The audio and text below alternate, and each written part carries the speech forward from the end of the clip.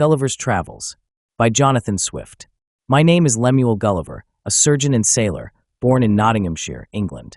What follows is a true account of my extraordinary voyages, begun in 1699, which carried me to lands unknown and peoples strange beyond imagining.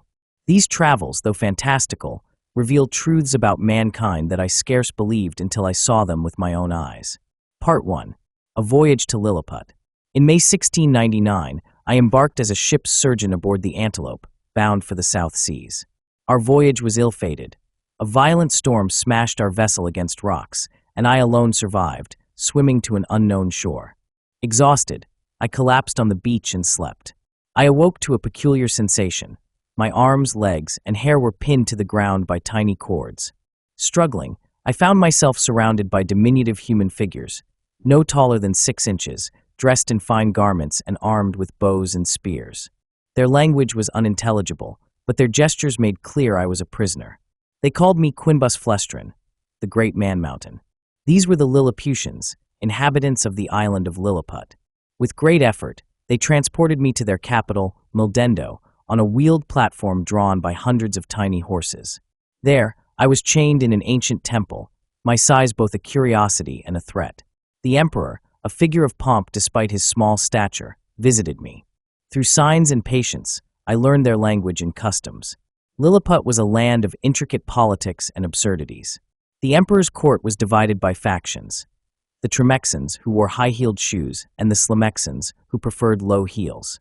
Another schism concerned the proper way to crack eggs: Big Endians versus Little Endians, a dispute that had sparked wars with neighboring Blefuscu. I marveled at how such trivial matters consumed their society.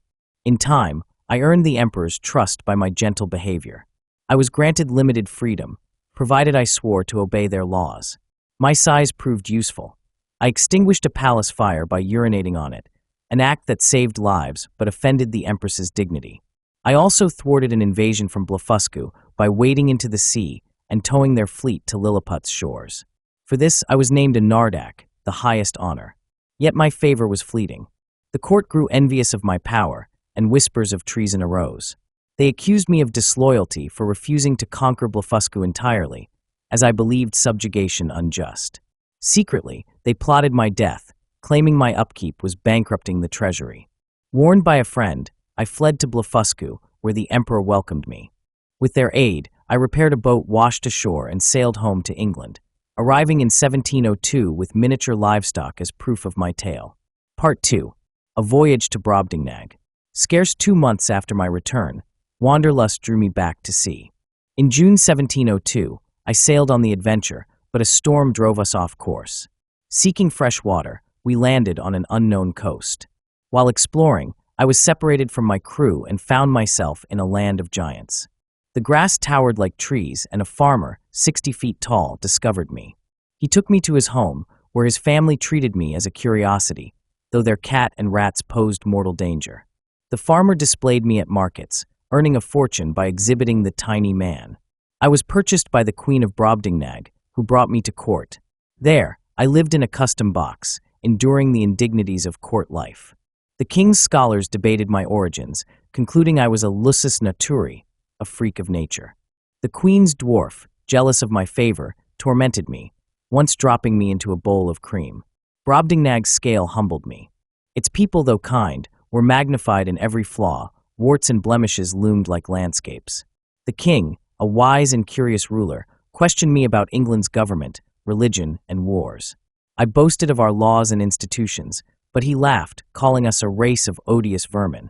He found our wars petty, our politics corrupt, and our pride absurd. His words stung, for I saw truth in them. Life at court was perilous. I survived attacks by wasps, a monkey that carried me to a rooftop, and other hazards. After 2 years, I longed for home. My chance came when my box was snatched by a bird during a seaside trip and dropped into the sea.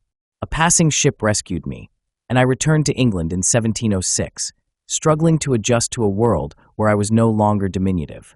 Part 3. A Voyage to Laputa, Balnabarbi, Glubdubdrib, Lugnag, and Japan. In 1707, I sailed again, this time on the Hopewell. Pirates attacked our ship, and I was set adrift, eventually landing on a rocky island. To my astonishment, a floating island descended from the sky, inhabited by the Laputans. They hauled me aboard with ropes.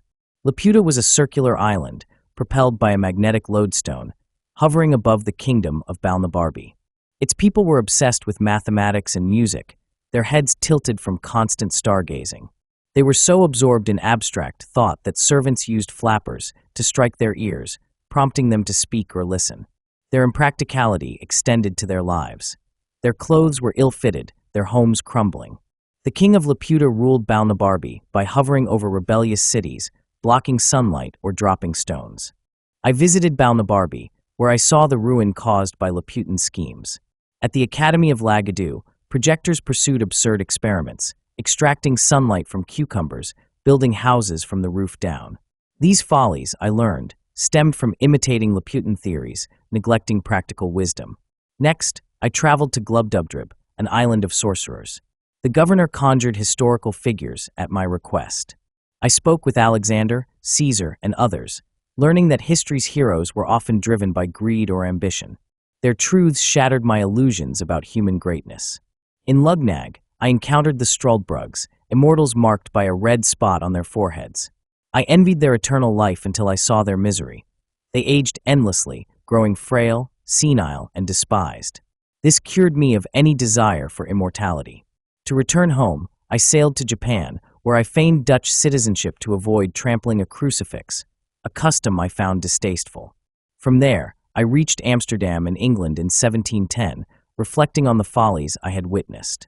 Part 4. A Voyage to the Country of the Houyhnhnms. My final voyage began in 1710 aboard the Adventurer.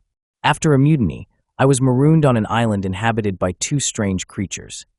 The Yahoos, filthy, brutish humanoids, and the Houyhnhnms, noble horses endowed with reason. The Houyhnhnms took me into their society, where I lived in a stable and learned their language. The Houyhnhnms were a revelation. They lived by reason, free of deceit, greed, or war. Their society was simple, valuing friendship, benevolence, and truth. They found my accounts of human behavior, our wars, laws, and vices abhorrent, likening me to the Yahoos. At first I protested, but as I observed the Yahoos' savagery, I saw the resemblance. My pride in humanity crumbled. I lived among the Houyhnhnms for 3 years, adopting their ways and loathing my Yahoo nature. But the Grand Assembly deemed me a potential threat, fearing I might corrupt their youth. With heavy heart, I was banished. I built a canoe and sailed away, rescued by a Portuguese ship. The captain, Don Pedro, treated me kindly, but I recoiled from human contact, repulsed by our Yahoo-like traits. Returning to England in 1715, I settled in Redrift with my family, but I could not bear mankind's company. I spent my days in the stable, conversing with horses, striving to preserve the Houyhnhnm virtues. My voyages taught me the pettiness of human pride, the absurdity of our institutions, and the purity of reason untainted by vice. Epilogue. Thus ends my account, written not for fame, but to reveal the truths I found.